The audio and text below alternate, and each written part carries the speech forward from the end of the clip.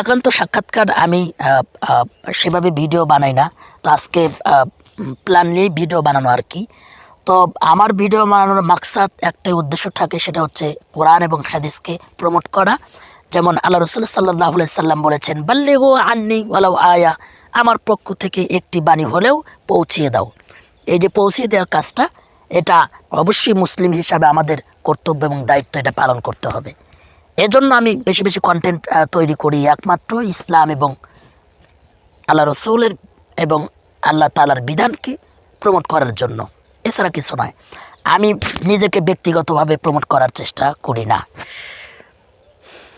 ইউটিউবে শর্টস যে প্রশংসা একমাত্র আল্লাহ তাআলার, তার এই সৃষ্টি, আপনি তার সৃষ্টিকে দেখুন। এই যে যেই সৃষ্টি আপনাকে বর্তমানে এখন আপনাকে দেখাচ্ছি, এটার বান্দা